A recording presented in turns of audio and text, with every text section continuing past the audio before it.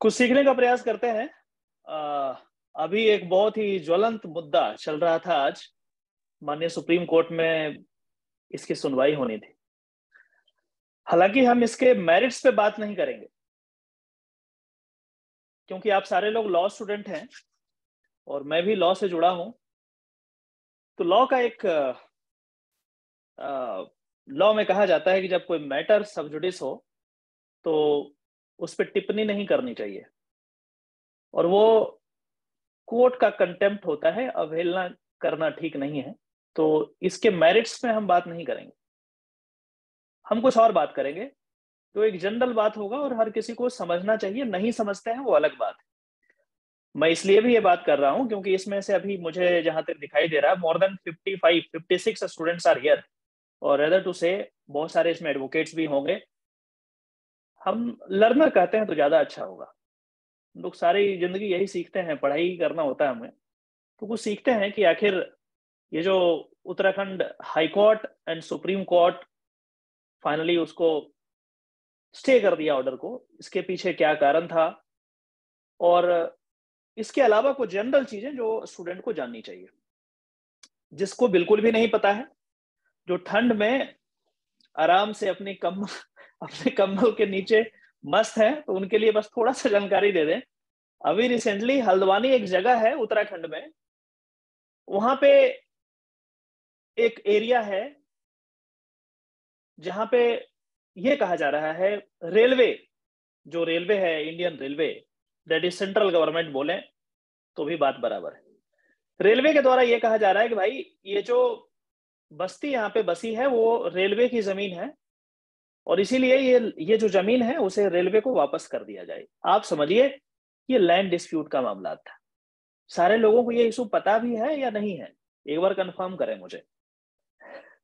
Yes आप लोग sir. को सारे लोगों पता को कोई है है, सर। है सर। Yes sir. कोई यहाँ यस पे है नहीं जिसको सर, पता अभी ही तक नहीं हो? नहीं। यस सर, एक बात मैं मानूंगा अभी भी। हाँ? पता है सर। मतलब नहीं, मैं बता नहीं नहीं दूंगा, पता। लेकिन कोई यहाँ पे है जिसको बिल्कुल पता ही नहीं है, अपने में मशगूल है, चिंता ही नहीं है, लोड ही नहीं है, चिल है, ऐसा है कोई? यस सर, यस हमको सर। पता नहीं है। Very good, very yes good. Sir, मेरे को भी कम्मल नहीं कम्मल पता। दिख रहा है, उसी का कम्मल है क्या? कम्मल के अंदर रहेंगे तो कहाँ से पता चलेगा? एनीवे एनीवे, तो हुआ क्या, मैं संक्षेप में बता देता हूँ। हुआ ये कि रेलवे का ये कहना था कि ये जो पूरा गांव जो बसा है, बस्तियां जो बसी है, 4-5 बस्तियां हैं, वो मेरी जमीन है, और इसलिए जमीन को मुझे दे दिया जाए। और ये पहली बार नहीं है, कई बार रेलवे, इंडियन रेलवे ऐसा कहा है, सेंट्रल गवर्नमेंट ने ऐसा कहा है।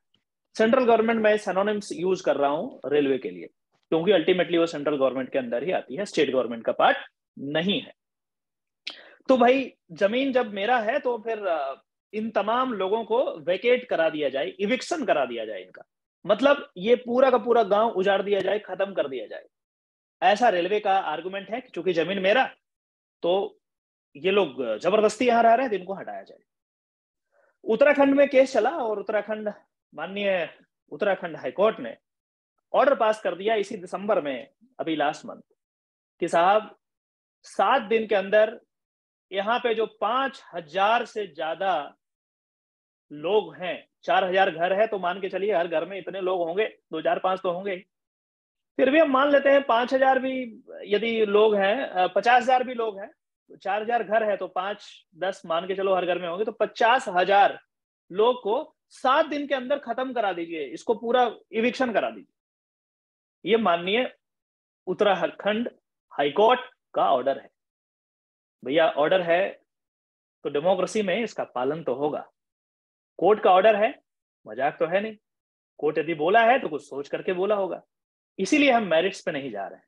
हम ये भी नहीं कर रहे हैं कि माननीय उत्तराखंड हाईकोर्ट ने कुछ गलत ग्रेव एरर कर दिया, मैं कौन होता हूं बोलने वाला। बट ये मैं जरूर बताऊंगा कि सुप्रीम कोर्ट की क्या टिप्पणी थी, क्यों ऐसा हुआ। तो चलो ऑर्डर के मेरिट्स को हम छोड़ते हैं। एक चीज हमें जो समझाना है आपको वो ये है कि जब माननीय उत्तराखंड हाईकोर्ट ने ये बात कही होगी कि 7 दिन के अंदर इसे खाली करा दो, दिसंबर के महीने में ये ऑर्डर पास किया गया होगा, तो जज साहब पास किए होंगे। मैं बताना चाहता हूं पावर ऑफ जज, आपको प्रेरित करने के लिए कि जज कितना पावरफुल होता है। इकलौता जज, एक पूरा पार्लियामेंट में तो 500 से ज्यादा लोग हैं, राज्यसभा लोकसभा मिलकर के बहस करेंगे, उसके बाद कोई कानून पास करते। ये 1 या 2 जज आता है और उसको उड़ा देता है, खत्म कर देता है। 1 या 2 जज, 3 जज मिलकर के कोई ऑर्डर पास कर दिए कि 7 दिन के अंदर 50,000 लोगों को खाली करा दो। तो आप देखिए पावर ऑफ जज, कलम में कितनी ताकत है कि फिर कोई नहीं रोक सकता इसको।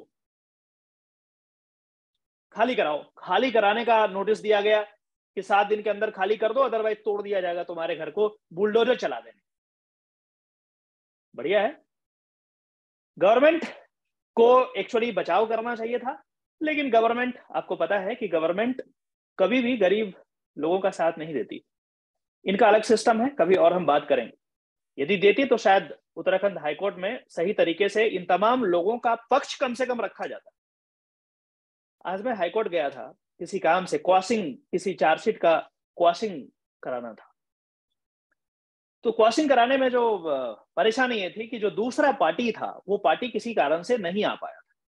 तो मैंने जज साहब को मैंने रिक्वेस्ट करा कि the chargesheet should be quash my lord, time waste करके क्या फायदा। जज साहब ने एक बार कहा कि आप मुझसे ये एक्सपेक्ट करते हैं, I am talking about Delhi high court, आज की बात, मेरे हो सकते हैं यहाँ पे इंटर्न भी होंगे जो मेरे साथ गए होंगे। तो उन्होंने कहा कि क्या आप मुझसे ये उम्मीद करते हैं कि अपोजिट पार्टी के आर्गुमेंट्स को बिना सुने मैं इस पूरे चार्जशीट को क्वाश कर दूं। मैंने बोला, मैं I am taking my statements back, ऐसा नहीं करना चाहिए, कोई बात नहीं, एक बार और उसको सर्व कर दिया जाए, उसको बुलाते हैं और उसको सुन लीजिए, उसके बाद क्वाश कीजिए। ये एक बेसिक चीज है जो हर एक जज को करना चाहिए, हर एक जज को करना चाहिए। यहां पे क्यों मैं ये बात कर रहा हूं, क्योंकि जो 50,000 लोगों की बात हमने कही है, सुप्रीम कोर्ट का ये मानना है कि बहुत जल्दीबाजी में बिना लोगों को ढंग से सुने ऑर्डर पास कर दिया गया, मैकेनिकली पास कर दिया गया, और जो एडवोकेट्स आर्ग्यू किए हैं उनका भी नीचे नाम लिखा हुआ है। ये बात प्रशांत भूषण जी ने कहा सुप्रीम कोर्ट में, जो कि सुप्रीम कोर्ट ने अप्रिशिएट किया और इसको रिकॉर्ड पे रखा। बट एनीवे, मैं ये कह रहा था कि जजेस कितने पावरफुल होते हैं। पूरा स्टेट एक तरफ है, 1-2 जज लिख दिया खाली कराओ, तो पैरामिलिट्री फोर्सेस बुलाना शुरू कर दिए। क्यों? लोगों को यदि नहीं निकलेंगे तो खींच करके निकालेंगे बाहर, बुलडोजर मंगाना शुरू कर दिए, बुलडोज कर देंगे, खत्म कर देंगे, और कहेंगे कि माननीय हाईकोर्ट का ऑर्डर था, इसका पालन तो होना ही है, इसका पालन तो होना ही है। चलिए कोई बात नहीं। अब क्या हुआ कि इसी बीच में 2-4 सरफिरे आ जाते हैं, जिसको बोलते हैं एडवोकेट। होते हैं हमारे मार्केट में, होते हैं, पता नहीं चलता, बहुत कम दिखते हैं, बट होते जरूर है। इनमें से कुछ लोग पहुंच गए ये नीचे जिनका नाम लिखा हुआ है, कुछ और एडवोकेट्स होंगे, इनके जूनियर्स होंगे, उनका नाम मैं नहीं लिख पाया हूं। बहुत सारे टीम होती है कि एडवोकेट के अंदर बहुत लोग काम करते हैं, अकेले नहीं होता है। प्रशांत भूषण जी को आप जानते होंगे, डॉक्टर कोलिन नीचे ये है, इनको जानते होंगे, सिद्धार्थ लूथरा इनको जानते होंगे, सलमान खुर्शीद साहब को जानते होंगे। 4 लोग का नाम मैं लिख रहा हूं, बाकी और भी एडवोकेट्स थे, सबका मैंने नहीं लिखा। इनके पास कोई चला गया, गरीब है जी, बचा लो, आप ही बचा सकते हैं, अब तो दूसरा कोई ऑप्शन नहीं है, बुलडोजर तैयार है, पैरामिलिट्री फोर्सेस आकर के तैयार है, बस खत्म ही होने वाला है, सब कुछ तोड़ दिया जाएगा। अब क्या? ये लोग पहुंच जाते हैं सुप्रीम कोर्ट। सुप्रीम कोर्ट में इनका आर्गुमेंट है प्रशांत भूषण जी का कि कम से कम सुन तो लो, 50,000 लोगों को आप उड़ा दे रहे हो एक ही झटके में, सुन तो लो कम से कम 50,000 लोगों को। हर व्यक्ति का इंडिविजुअल राइट है और संविधान सब पे अप्लाई होता है। आपने मैकेनिकली कर दिया पास ऑर्डर, हाईकोर्ट ने सुना नहीं, क्योंकि रिकॉर्ड पे है ही नहीं, आप एक ही झटके में उड़ा दे रहे हो। फिर इनका आर्गुमेंट यह है कि भाई 7 दिन कौन देता है, 7 दिन कौन देता है कि मतलब 7 दिन में मतलब खत्म करना ही, तो मतलब यह है कि जस्ट आप you are only fulfilling the procedure, nothing else. सिर्फ प्रोसीजर को फॉलो अप कर रहे हैं कि हाँ जी नोटिस दिया गया, notice has been served, but actual इसके पीछे इंटेंट क्या है। एक दूसरे वकील साहब का आर्गुमेंट है कि आप कम से कम ये तो देख लेते कि दिसंबर का महीना है, एक एक महीने, 2-2 महीने, 2-2 साल, 4-4 साल, 5-5 साल के बच्चे हैं, कहाँ जाएंगे वो? उनके बारे में कौन सोचेगा? हाईकोर्ट को सोचना चाहिए, क्यों नहीं सोचे आप? इस बात से भी सुप्रीम कोर्ट के जजेस, जो सुप्रीम कोर्ट के जज, 2 जज थे जो जिन्होंने ऑर्डर पास किया, स्टे किया, यहाँ पे है, honourable justice Sanjay Kishan Kaul, justice Abhay S Oka. तो यही मैं आपको बताना चाह रहा था कि आप लोग लॉ के स्टूडेंट हैं, बहुत सारे एडवोकेट होंगे इसमें, बहुत सारे एस्पिरेंट्स होंगे जो तैयारी कर रहे हैं। ये जो दो ओनली 2 इंडिविजुअल और इतने लोग, 50,000 लोगों को एक झटके में फटाक से सेव कर सकते हैं, तो ये आपको बताना चाहते हैं कि क्या पावर होता है जज के पास। लेकिन जब पावर आता है तो उसका उपयोग भी बहुत सोच समझ के करना चाहिए। जितना ऊपर आप बढ़ेंगे, जितना पावरफुल होंगे ना, उतना ज्यादा जिम्मेदारी आप पे बढ़ती है। सुप्रीम कोर्ट ने यह माना कि 7 दिन ये बस प्रोसीजर पूरा करने वाली बात है। 7 दिन ऐसा है कि आप मैकेनिकली पास कर रहे हैं। 7 दिन में इतने लोग कहां जाएंगे, ये आपको सोचना चाहिए था, आपने नहीं सोचा। आपको बच्चे के बारे में सोचना चाहिए था, आपने नहीं सोचा। आपको यह सोचना चाहिए था कि वहां पे 70 साल से ज्यादा से लोग वहां रह रहे हैं। आपको यह भी सोचना चाहिए था कि उसी लैंड पे अस्पताल भी है, उसी लैंड पे स्कूल भी है, उसी लैंड पे मस्जिद है, मंदिर है, सारी चीजें हैं। उसी लैंड पे लोग अपने घर का हाउस टैक्स दे रहे हैं गवर्नमेंट को, सरकार को। उसी लैंड पे आधार कार्ड बन रहा है, उसी लैंड पे राशन दे रहे हैं, सरकारी सारा कामकाज हो रहा है। और आप आए और बोल दिए कि पूरा का पूरा ये जो इतने एकड़ का लैंड है सब रेलवे का है। अरे भैया, रेलवे का था तो स्कूल, सरकारी स्कूल कैसे बन गया वहां? वहां अस्पताल कैसे बन गया? वहां हाउस टैक्स कैसे ले रहे हो आप? उस घर का आप इतने, जितनी भी सरकारी कागजें हैं वो कैसे इशू कर रहे हो? यदि लैंड था तो पहले से होगा, और पहले से होगा तो आपको पता होना चाहिए था। लेकिन आप मैकेनिकली आपने बोल दिया कि 7 दिन में खाली कर दो, तो बोला कि नहीं ये तो गलत है, ये नहीं चलेगा। तो इस 7 दिन वाली बात की बहुत कम समय, इतने में काम नहीं चलेगा। तो ये जो पहला जो सब टॉपिक मैंने यहाँ लिखा है, जजेस वर्सेस पार्लियामेंट। तो पार्लियामेंट में जब भी कोई लॉ पास होता है तो बहुत 500-500 लोग होते हैं, मेंबर्स ऑफ द पार्लियामेंट, दोनों मिला करके, और उसके बाद 500 से ज्यादा ही होते हैं, उसके बाद होता है। लेकिन जज में देखिए पावर ऑफ जज की, एक जज, सिंगल जज उस पूरे पार्लियामेंट के द्वारा बनाया गया कुछ भी लॉ हो, कुछ भी हो, उसको रोक सकता है, रुक जाओ, उसको खत्म कर सकता है, इनवैलिड है, अनकॉन्स्टिट्यूशनल है पावर। तो कल को जज बनेंगे तो ये चीज, आपकी जिम्मेदारी का एहसास आपको होना चाहिए। ये जो ऊपर मैंने 4-5 पिक्चर लगाए हैं वकील का, पैसे नहीं लिए होंगे मुझे पता है, लेकिन इतने लोगों को बचा लिया आज। यदि ये थोड़ा भी डिले करते तो गवर्नमेंट तो तैयार थी, माननीय सेंट्रल गवर्नमेंट तो तैयार थी कि खत्म, लोग कहीं जाए, क्या काम है उसको? कोई रिहेबिलिटेशन प्लान नहीं। इसमें से वकील साहब आर्ग्यू किए, अरे कुछ तो रिहेबिलिटेशन प्लान तो करो, उसको कहीं दूसरे जगह पहले ले तो जाओ, उसके बाद तोड़ना। यदि इलीगल ही है तो तोड़ देना बाद में, पहले उसको, बच्चे हैं उसको घर प्रोवाइड करो। वेलफेयर स्टेट आपकी जिम्मेदारी है, लोगों को का ध्यान रखना आपकी जिम्मेदारी है। कोर्ट ने इसको भी माना। फिर ये सारी चीज मैंने जो बताया, government document, school, tax record, 70 साल से रह रहे हैं। एक वकील साहब ये भी आर्गुमेंट किया कि विंटर सीजन है, क्या होगा, ठंड में मर जाएंगे ये बच्चे, इतने सारे बच्चे हैं, उसके बारे में आपने ध्यान ही नहीं दिया। तो मेरे इस क्लास लेने का ये मकसद था, आपको ये बताना कि क्या अहमियत है जजेस और एडवोकेट का हमारे समाज में, कितनी बड़ी बात है ये, और कितना बड़ा रिस्पॉन्सिबिलिटी है ये। जो आपको जो बहुत सारे एस्पिरेंट्स इसमें होंगे जो DOLB की तैयारी कर रहे होंगे, किसी और लॉ कॉलेज की तैयारी कर रहे होंगे, बहुत सारे लॉ स्टूडेंट होंगे, बहुत सारे एडवोकेट्स होंगे, बट आप कई बार ना ऐसा लगता है कि अरे यार कुछ है ही नहीं। अपने अंदर कितना पावर है उसको आप समझिए, क्योंकि डेमोक्रेसी है तो रूल ऑफ लॉ है, चलना तो वैसा ही है, लॉ से ही है। हाईकोर्ट ऑर्डर पास कर दिया तो क्या कर सकते हैं? कुछ नहीं कर सकते।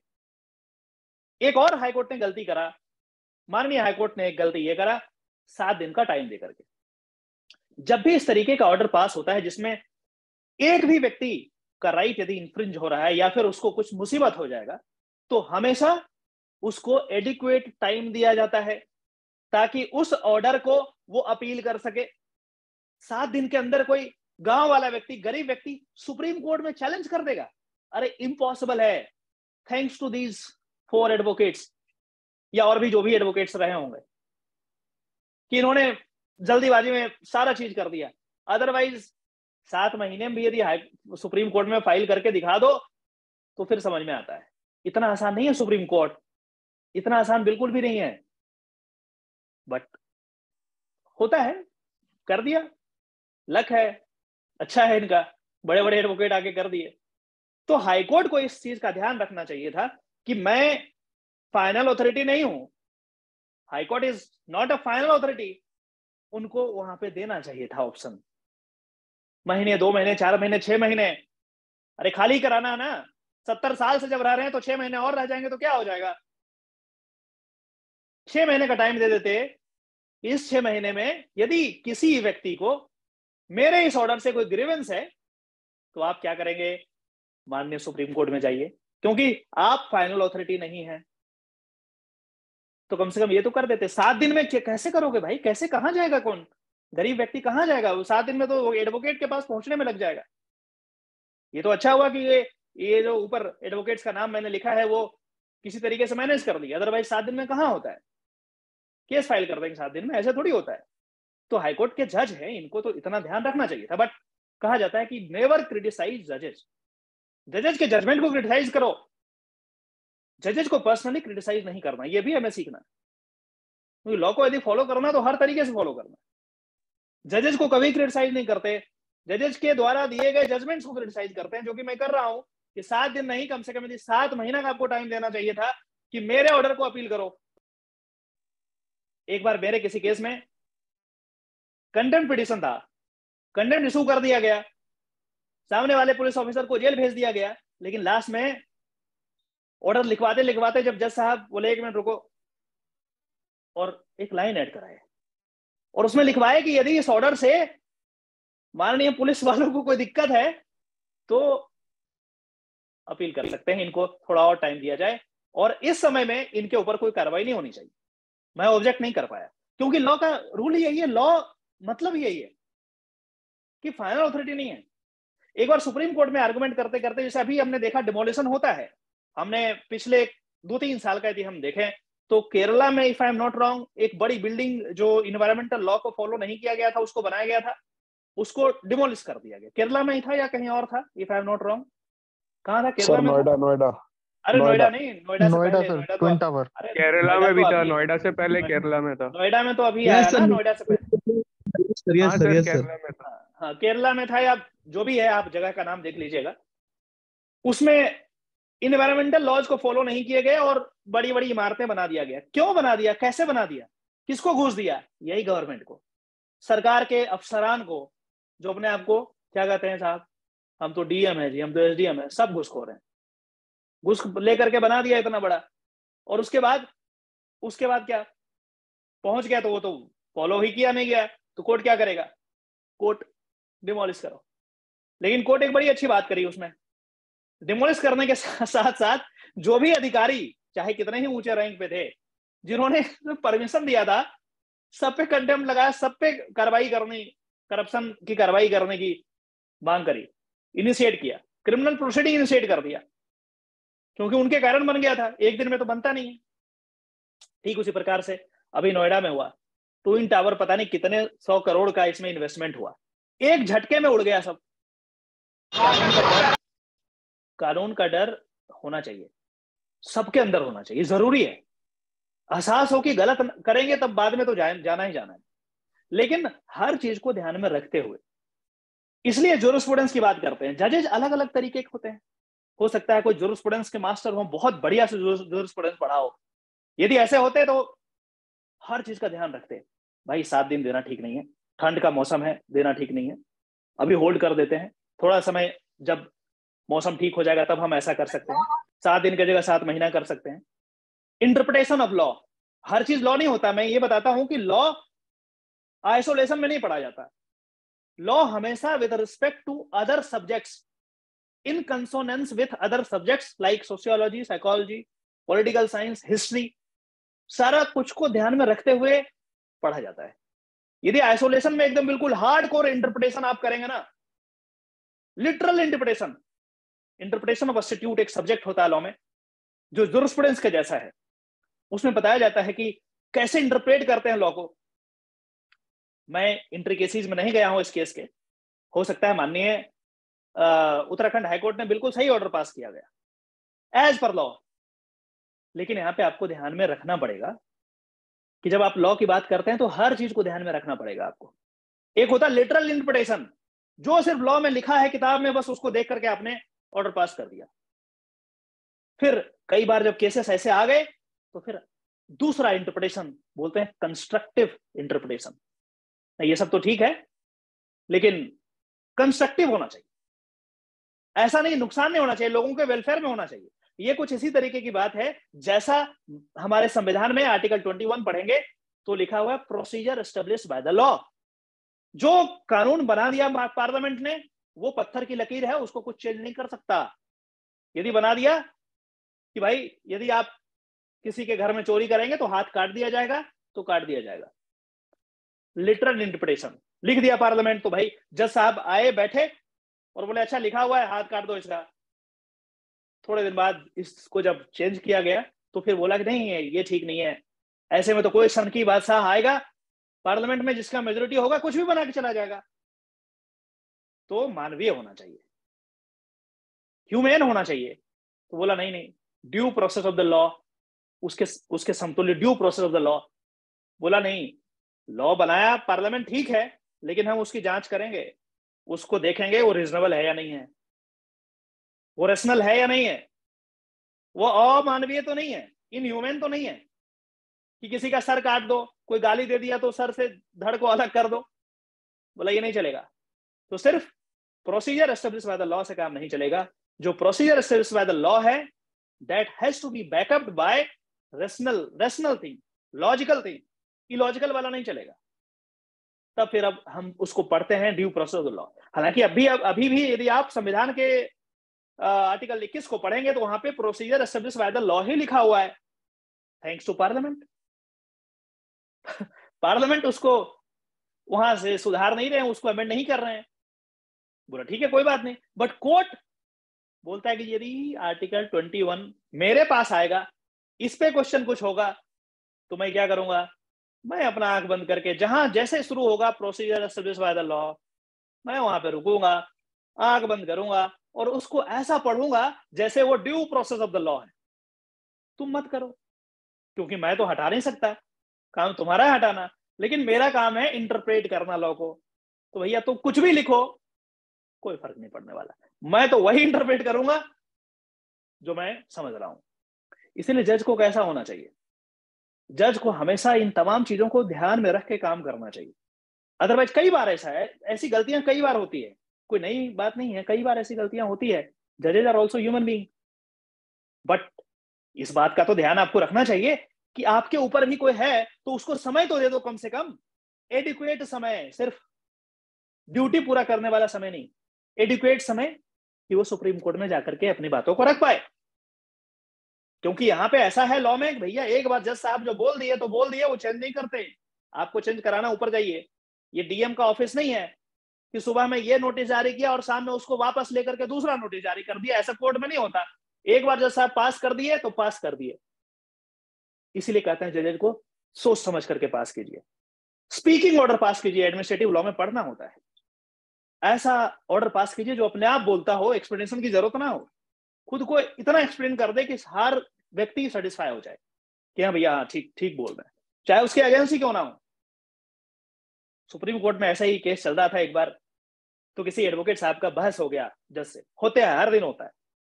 तो एडवोकेट साहब ने क्वेश्चन कर दिया कि सुप्रीम कोर्ट ये ना समझे कि सुप्रीम कोर्ट जो है वही सही है, सुप्रीम कोर्ट ये भी नहीं समझे कि हमेशा सुप्रीम कोर्ट सही ही होगा, क्योंकि यदि ऐसा होता तो रिव्यू करने का पावर कॉन्स्टिट्यूशन में नहीं दिया गया होता। रिव्यू करने का पावर यदि है, यदि प्रोविजन है, तो इसका ये मतलब है कि सुप्रीम कोर्ट भी गलती कर सकता है। इंटरप्रिटेशन है, बिल्कुल कर सकता है, अदरवाइज क्यों रिव्यू का होता? क्यूरेटिव पिटिशन नाम सुना होगा। क्यूरेटिव किस चीज को क्योर करेंगे? अपनी गलतियों को।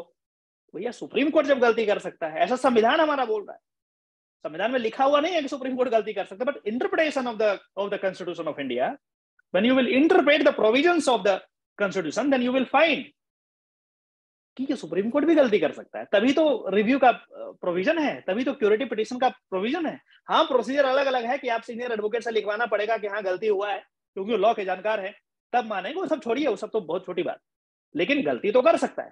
तो इस बात पे जज साहब ने बहुत, चूंकि वहां पे टसल हो गया था एडवोकेट और जजेज में, तो जज साहब ने कहा कि you are right, you are right, supreme court may not be infallible but we are final. बड़ा दम था बात में। या ठीक है, हो सकता है कि हम गलती कर दें, हो सकता है कि हम सही ना रहें, लेकिन जो बोल दिया वही होगा, इसके ऊपर कोई नहीं है। We are final. High courts are not final, high courts are not final. High court के ऊपर सुप्रीम कोर्ट है, और जो जितना बड़ा है उसकी जिम्मेदारी उतनी बड़ी है। इसलिए सुप्रीम कोर्ट इन तमाम चीजों को ध्यान में रखा कि बच्चे हैं, विंटर है, हाँ ठीक है, वो लैंड होगा, रेलवे का होगा, कोई बात नहीं, हम उस पर नहीं जा रहे हैं, बाद में देखेंगे उसको। लेकिन मानवीय आधार भी एक चीज होता है। लॉ को आप लिटरल इंटरप्रिटेशन ना करें, बड़ा दिल रखें, बड़े कोर्ट में है, डिस्ट्रिक्ट कोर्ट थोड़ी है, हाई कोर्ट कॉन्स्टिट्यूशनल कोर्ट है, बहुत पावर होता है इनके पास। एक जज यदि किसी लॉ को हटा दिया तो हटा दिया, फिर पार्लियामेंट बुलाए अपने 700 मेंबर को और फिर से लॉ बनाए, तब लॉ बनेगा। और एक जज बैठा और हटा दिया, तो देखिए अपनी अहमियत को समझिए। कल को आप जज बनेंगे, वकील भी बन सकते हैं, या कहीं और जाएंगे, तो जिम्मेदारी को समझिए कि कितने लोग इफेक्टेड होते हैं एक ऑर्डर से 50,000 लोग। आप समझ रहे हैं? प्रोटेस्ट किया, कुछ किया, मीडिया बुलाया, लेकिन पता है इससे होता कुछ नहीं है। डेमोक्रेसी में काम तो आता है कोर्ट ही, लेकिन हाँ ये बात भी है कि उनके कंट्रीब्यूशन को भी हमें नजरअंदाज नहीं करना चाहिए। जो हमारे मीडिया भाई लोग वहां पे थे, जो लोगों को दिखाया कि इस तरीके की चीजें हो रही है, अवेयर किया लोगों में, इससे फर्क पड़ता है। तो हर किसी का जो कंट्रीब्यूशन है उसको रिकॉग्नाइज करना चाहिए, चाहे वो जर्नलिस्ट हो, चाहे वो सोशल वर्कर हो, चाहे लोकल लेवल पे कोई काम कर रहा हो, उसको रिकॉग्नाइज करना चाहिए हमें। ऐसा नहीं कि आप एडवोकेट या जज हटाया, जर्नलिस्ट हटाओ इसको, नहीं, क्या बोल रहा सुनो, उसको सुनना जरूरी है। तो यहाँ पे हाईकोर्ट ने 2-3 गलतियां जो करी थी, वो ये था कि समय नहीं दिया, टाइम देना चाहिए था। दूसरा चीज सुप्रीम कोर्ट ने पॉइंट आउट किया कि भाई आपको हर व्यक्ति को सुन तो लो, इतने लोग इससे खत्म होंगे, उनका राइट्स खत्म होगा, तो आप कम से कम एक्सपार्टे ऑर्डर नहीं पास करते। जैसा माननीय प्रशांत भूषण जी ने आर्गुमेंट किया कि this is nothing but the ex parte order pass by the high court, बिना सुने पास कर दिया और उसके घर तोड़ दिए जाएंगे। फिर एक्सपार्टे नहीं, उसको सुनो, कोई जल्दीबाजी नहीं है। जैसा कि आज मैंने बताया, आज मैं हाईकोर्ट में था, तो बोला गया कि आप, मुझसे पूछा गया जज के द्वारा कि आप चाहते हैं कि मैं ऑर्डर पास कर दूं उसको बिना सुने। मैंने बोला no my lord, my apology, मैं प्रेस नहीं करूंगा, आप सुन लो, उसके बाद पास कर देना, 2-4 डेट और लगाओ, कोई दिक्कत नहीं। जिम्मेदारी है, मेरी जिम्मेदारी है। मैं कैसे जज को ये बोल दूं कि हाँ पास कर दो? Against the law, natural justice के अगेंस्ट है, नहीं करना चाहिए। तो कई बार ऐसा होता है कि आप सब चीज भूल जाते हैं, बट जजेस की जिम्मेदारी बहुत बड़ी होती है। उनको समझना चाहिए, हर चीज को, एक एक चीज को ध्यान में रखना चाहिए, ऐसा ऑर्डर पास करना चाहिए जो बिल्कुल ऐसा हो कि उस पर कोई ऑब्जेक्शन ना ले पाए। बट कई बार we all are human beings, हो जाता है कई बार जल्दीबाजी, किसी कोई प्रेशर। और इससे मुझे बस एक लास्ट जो सब टॉपिक है हमारा, अपॉइंटमेंट्स ऑफ जजेस बाय द गवर्नमेंट। अभी बहुत चल रहा है मार्केट में कि गवर्नमेंट को जो है कॉलेजियम सिस्टम खराब है, ये है वो है। आप जरा सोचिए 1 मिनट के लिए, यही गवर्नमेंट, मैं किसी गवर्नमेंट के अगेंस्ट नहीं हूं, लेकिन उसके कार्य के अगेंस्ट तो हूं। यदि वो गलत करेगा तो उसके अगेंस्ट बोलना वकील का उसका हर दिन का काम ही है बोलना, चाहे कोई भी रहे। तो गवर्नमेंट कोई भी रहे, इररिस्पेक्टिव ऑफ द गवर्नमेंट, आप समझिए 50,000 लोगों को के घरों को बुलडोज करने के लिए गवर्नमेंट रेडी है, सरकार रेडी है, रेलवे सेंट्रल गवर्नमेंट रेडी है। वो कहां जाएंगे, क्या खाएंगे बच्चे, क्या करेंगे, उससे उसका कोई लेना देना नहीं है। लेकिन कोर्ट को तो होगा, कोर्ट के पास जाएगा तो होना चाहिए। अब इस परिप्रेक्ष्य में यदि सोचें कि यदि गवर्नमेंट जजेस को अपॉइंट करे और अपने लोगों को हाई कोर्ट और सुप्रीम कोर्ट में बिठा दे तो क्या होगा? बस सोचने की बात है, इस पे हम ज्यादा तर्क वितर्क नहीं करेंगे, बस सोचने की बात है। एक बार सोचिए और खुद से पूछिए कि क्या होगा, कैसे होगा। बड़ा इंटरेस्टिंग चीज है और बहुत ज्वलंत मुद्दा है अभी। सर हाँ जी बताइए। सर ये जो पॉइंट्स उठाए थे ना, government document 70 years tax record winter वाले, इसमें क्या पॉइंट एडवर्स पोजीशन का पॉइंट उठ सकता था जो 30 इयर्स का लग जाता है गवर्नमेंट लैंड पे सर? एडवर्स पोजीशन का एक बिल्कुल डिफरेंट कंसेप्ट होता है, यहाँ पे तो मैं डील नहीं करूंगा, आप क्लास में पूछना, मैं बताऊंगा आपको। एडवर्स पोजीशन एक बहुत अलग चीज है। एडवर्स पोजीशन अपने आप नहीं होता है, सामने वाले पार्टी को एडवर्स, ऐसे समझिए कि एडवर्स पोजीशन अगेंस्ट समवन, यहाँ पे सामने वाले पार्टी को बता करके करेंगे। ऐसा नहीं कि आपने बना लिया, किसी के जमीन पे जाकर के बना लिया और वो आपका हो गया, नहीं, ऐसी बात नहीं है। उसको पता होना चाहिए, तभी तो एडवर्स होगा, कि पता है और उसके बाद भी वो कुछ नहीं कर रहा है, तब हुआ एडवर्स पोजीशन। डिटेल में कभी हम क्लास में सीपीसी यदि आप ढंग से पढ़ेंगे तो वहां पे आएगा। इसमें एक केस था हमारा और इसमें बहुत डिटेल में ये आर्गुमेंट हुआ था एडवर्स पोजीशन का, कभी हम शेयर करेंगे किसी और वीडियो में, मुझे क्लास में कभी याद दिलाना। ठीक है, ये टेक्निकल चीज है, यहाँ पे इतना आसान नहीं है जितना लोग समझ लेते हैं कि भाई किसी के लैंड पे जाकर के 12 साल रह गए, कुट्टा गाड़ दिए तो भैया ये जमीन मेरा हो गया। अरे ऐसे नहीं होता है, और भी चीज है, लॉ है, कानून है, बहुत टेक्निकलिटीज है, इतना आसान नहीं है। ठीक है, तो कभी और बात करेंगे। तो बस वही है कि आप इसको समझिए और ये सब चीज में इंटरेस्ट लीजिए। मेरा काम है इंटरेस्ट दिलाना आपको। हाँ सर बताइए। नमस्कार। Excuse me, sir. हाँ सर Right now बताइए। we have the collegium system, right sir. which is for appointment of judges to Supreme Court as well as to High Courts. Right But sir. I think there must be this process should be much more transparent. Right sir. What is happening is that whatever decision is taken by the collegium, that becomes the final. The public at large, they do not have any scope to know about the antecedent of the judges who are going to be appointed. Ultimately, in a republic, we have got a republic system where the public, the people are the people are much more powerful. So they have got a right to know the background of the judges who are going to be appointed as in the Supreme Court as well as the High Court. So I think there should be, this system should be much, to some extent, much more transparent. Yeah. बिल्कुल बिल्कुल, you are very right. What your take on it? Yes, you are very right sir, बिल्कुल ऐसा ही होना चाहिए. And I think there are substantial changes which have been made in recent years. Like one example I can give is the office of the Supreme Court is within this RTI system. पहले नहीं था, आप RTI नहीं मांग सकते थे. Later on supreme court को Delhi high court में लड़ना पड़ा. दिल्ली हाई कोर्ट में कोई केस कर दिया सुप्रीम कोर्ट के अगेंस्ट, सुप्रीम कोर्ट को दिल्ली हाई कोर्ट में लड़ना पड़ा और दिल्ली हाई कोर्ट ने बोला कि भैया सुप्रीम कोर्ट का जो ऑफिस है ना सीजीआई का, वो आरटीआई के विदिन आएगा. अब देखिए कितनी अलग बात है कि सुप्रीम कोर्ट को लड़ना पड़ रहा है खुद के लिए केस दिल्ली हाई कोर्ट में, और दिल्ली हाई कोर्ट बोल रहा है कि आपका ऑफिस जो है ना वो आरटीआई के अंदर आएगा. तो धीरे धीरे slowly and gradually things are changing. जैसे अभी हुआ है recently that the total number of members in the collegium was 5 if I am not wrong. अब उसको इंक्रीज करके 6 कर दिया गया. तो मेरा ये ओपिनियन है कि इसको हो सकता है इंक्रीज करके फुल बेंच कर दिया जाए. जितने भी मेंबर्स हैं, जितने भी जजेस हैं, फुल बेंच जजेस ऑफ द सुप्रीम कोर्ट में सेलेक्ट. इससे ट्रांसपेरेंसी बढ़ेगी, इससे थोड़ा सा और एक रिस्पॉन्सिबिलिटी वाली बात भी आएगी कि 4-5 लोग मिलकर के कुछ मोनोपोली ना करें. बट फिर भी गवर्नमेंट अपॉइंटमेंट से, तो ये मेरा अपना पर्सनल ओपिनियन है कि गवर्नमेंट अपॉइंटमेंट से ये बहुत ज्यादा, यदि कंपेयर करें तो उससे अच्छा है. क्योंकि गवर्नमेंट के हाथ में यदि दे दिया जाए सारा पावर तो चीजें गड़बड़ हो सकती है. तो इसको ट्रांसपेरेंट बनाया जाए. I am not saying that the government should be given the power, but somebody should be some mechanism should be put in place to fix responsibility. Who will judge the judges? If a judge does something wrong. Right, sir. In that case, full bench judges of the Supreme Court may decide the fate of the new judges.